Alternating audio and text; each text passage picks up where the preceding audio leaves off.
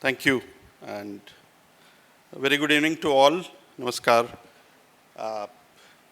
Shri Pankaj ji, Additional Director General, Maha Urja, MEDA. Parag Sharma ji, the President of Wind Energy Power Producers Association. All the distinguished developers, manufacturers, wind stakeholders, and all those who believe in the power of wind. Let me first congratulate you on this celebrations that we are going for the last several weeks and days, and leading to the success of the several decades of hard work that each and every individual here has been put up. It's all passion that shows, that has reflected on ground, and it not only culminates or generates from a developer or a manufacturer. It's everybody's stakeholder participation, including my colleagues in the central government, my colleagues in the state government, distribution companies, and so forth. The list is long. We have a number of friends sitting here. I think today is the day when we thought and we were discussing how should we really celebrate the success that we keep on doing. We keep on putting a lot of hard work on ground. So many efforts, so many problems, so many success stories, so many delays, so many overruns. All that is there, a part and parcel of life. But ultimately what is happening is we are adding on gigawatts now on ground. State of Maharashtra always has been on the forefront. And I recall my days since I joined this industry in 2001, when Maharashtra was one of the aggressive states in building up robust policies, building up situations and taking the hand-holding the manufacturers and developers to ensure that the megawatts at that time, we used to speak in megawatts, now we are talking gigawatts, but megawatts at that time come on ground. There was a rush in terms of the site availability, substations, transmission. The sites were difficult, and I do recollect the efforts that we had, MEDA had, MSCDCL had, the government of Maharashtra had taken in ensuring that at that time Wankusavade was one of the largest wind farm that was built on the plateau of Wankusavade.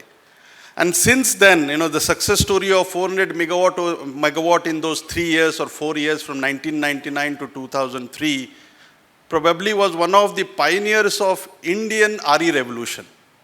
The Indian RE revolution has seen growth stories every decade. Probably the first decade saw the evolution of bioenergy and some sort of wind coming on the scale, coming up in states like Tamil Nadu, Karnataka. And at the end of decade of 2000, when we are reaching the Y2K, MEDA was coming with a policy that was really one of the path-breaking policies, because it had the incentives that you all required to make that believe and motivate you to diversify into the business that produces clean power. Those 400 megawatt of generators who have installed the generators today must have completed their design life. Almost everybody must have completed design life. But if you still travel on the way to Aurangabad, you still travel on the way to Kolhapur, you will see on the right and left side when you approach Satara or Shirur, you will find those turbines still standing, still generating. That shows the robustness with which the wind farms were built. And that today what we are celebrating here is the power in that wind that we generate, we celebrate. And India as a country is really taking proud of all this hard work that each state, each stakeholder, each DISCOM, each nodal agency has put in. So we thought, why not we celebrate the success in each of the states? So we started with Jaipur, we then went to Chennai, and today we are in Pune, and we will end up on 15 June. After a short run on Sunday on 11th June, we celebrate the Global Wind Day on 15 June. And I thought I should be here amongst you today to discuss, deliberate, and evolve a forward-looking pathway, a forward-looking discussions, which will not only bring Maharashtra into those, it will cross today. As Pankaj ji mentioned, we are 5 gigawatt plus. I really look forward that in next few years, we should be 10 gigawatt plus, because the potential the state has. It's not only about sites, it's not only about manufacturing ability, it's also about the consumption, it's about the demand that the state has created day in, day out. Therefore, such a progressive state with the able leaders here within the state, with the able manufacturing fraternity, with the development model that we are using, and all the support that we keep on getting, we will be able to achieve that. And I'm confident that with the strong partnership between Mahaurja, Mahadiscom, my ministry, MNRE at the central government, you all sitting here, we will be able to handhold each other and take this journey forward. When we speak all this, when we really celebrate the power of wind, we also realize that things on ground are difficult. Things on ground are difficult because there are challenges on dealing, and it's all challenges are dealing men to men. It's the challenge of dealing a person to person discussions that keep on coming, keep on really reflecting into some kind of hurdles that result into delays, and that delays hurt. It hurts everybody. It hurts on the it hurts all the stakeholders including the financer who is financing this project. And therefore, our attempt at MNRE and obviously at MEDA and MSCDCL is to ensure, and the state government of Maharashtra, has been to ensure that how can we now ease of doing business, as Mr. Sri Pankajji mentioned, its ease of doing business has to be really taken very, very aggressively. Whether it's the first clearance that MEDA issues or whether the last clearance that the commissioning certificate is issued, I think this process has to be smooth.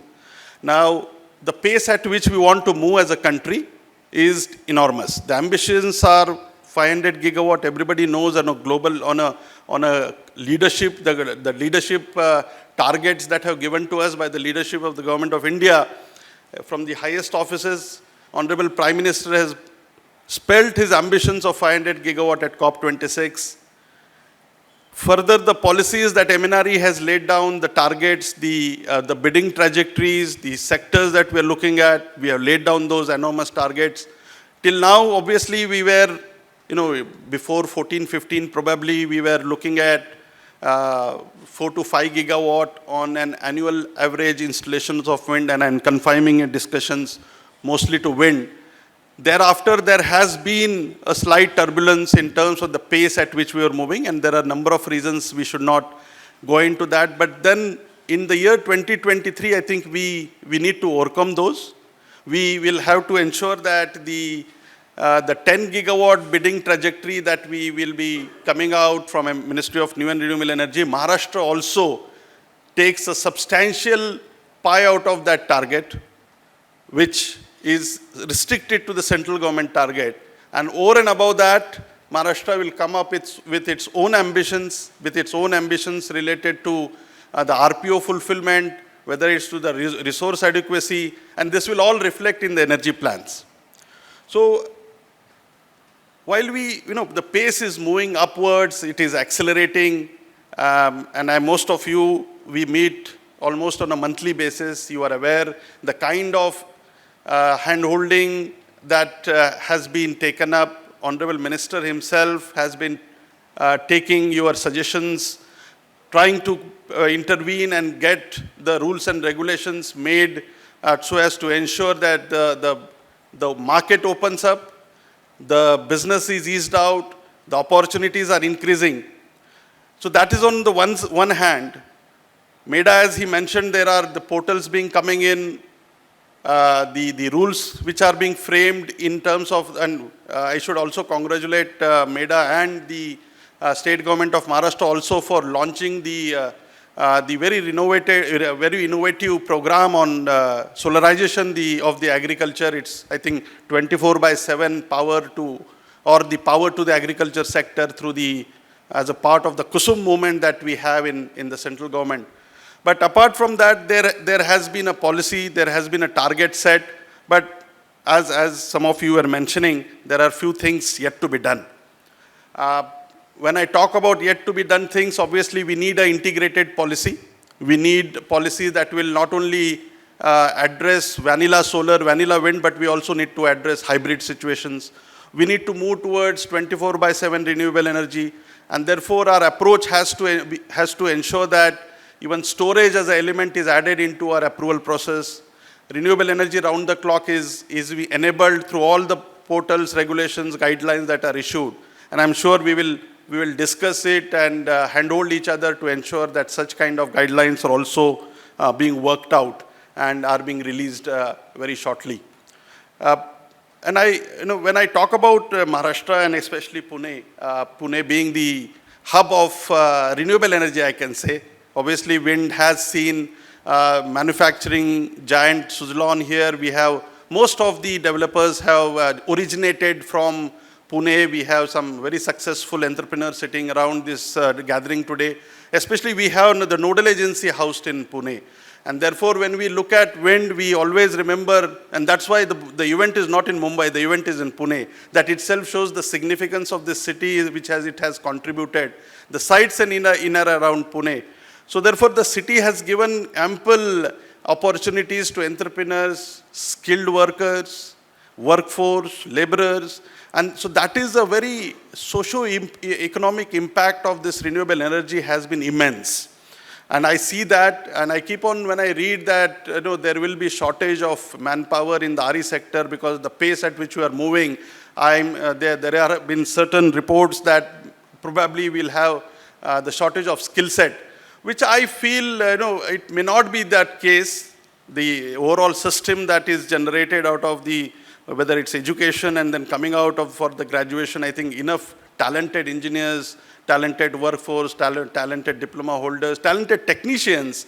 And there have been courses which MNRE has been promoting in terms of the ability for an individual to upgrade their skill sets in terms of Vayumitra for wind and several other for other technologies. But I also see there are specialized institutions that are built and that are housed in Pune which are really looking at upgrading the renewable energy skill set that an individual requires. So I congratulate them as well.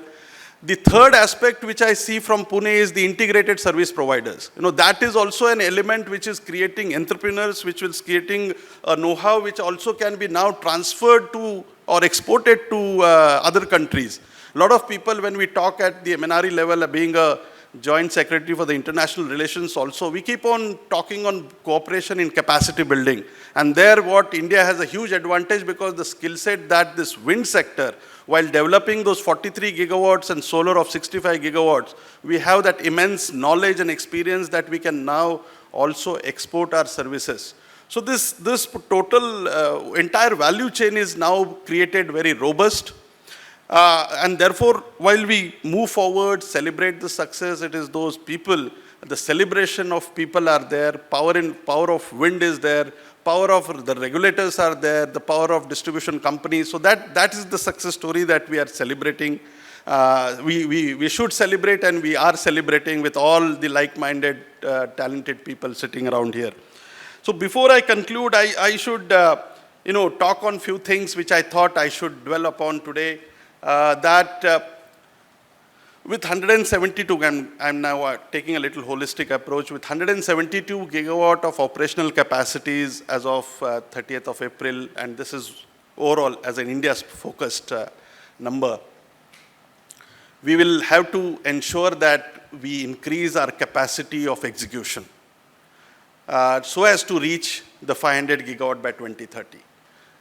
When we do this, we will have to ensure that the hurdles that keep on coming now, and this is a message that we all, including ourselves at the MNRE, will have to see that the extra pressures on the approaches that we have to take for clearances, the time required for seeking approvals, the complicated process of various kinds of duplicacies of approvals, we'll all have to really think on how can we cut down that time.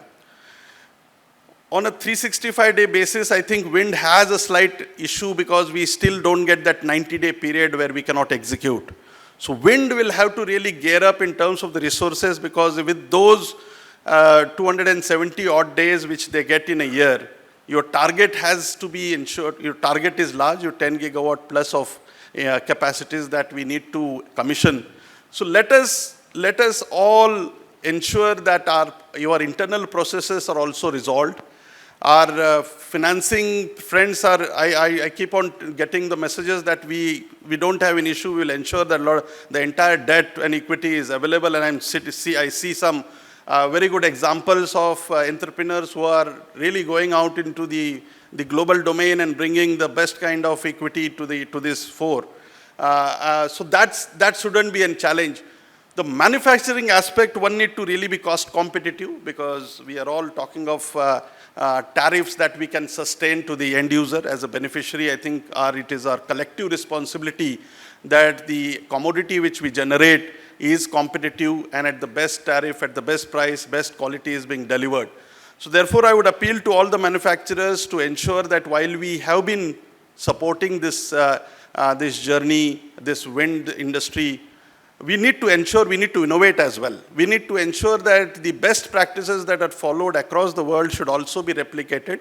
We shouldn't be deprived of those best practices. We shouldn't be deprived of those technologies that we all see, and also the capacities that we are looking elsewhere, that, it shouldn't be told upon us that, this average size of installations in India is 2.3 megawatt, whereas in Europe it's 4 megawatt. I think that bottleneck, except for the areas where we cannot install, we'll also have to ensure that the capacities are tuned up to the best of its abilities, considering the execution and logistics, transportation bottlenecks as well. But overall, I think as a scenario, we'll have to ensure, we'll have to move towards that aspect as well. 3 technologies to be delivered upon: wind, including offshore wind.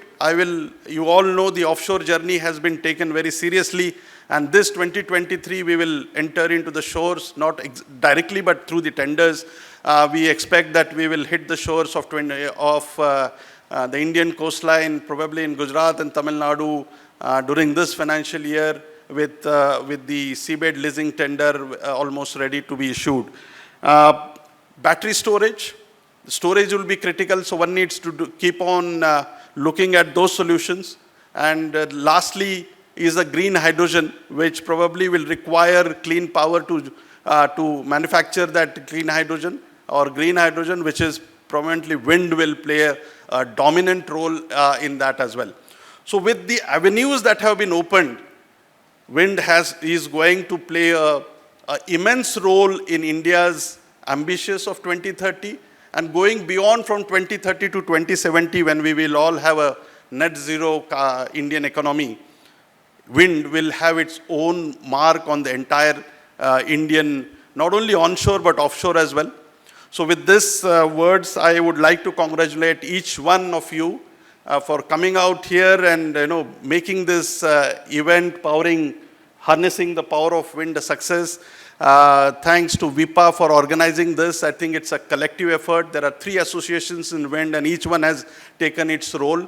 WIPPA has been almost 30 developers contribute to the maximum wind that has been generated, and I'm sure with the work they have been doing, they will take a huge pie out of the overall kitty that the wind will generate. We will reach, and we have to reach 100 gigawatt of wind by 2030. Let's take a promise that we will all work towards that kind of target going forward. Thank you, ladies and gentlemen.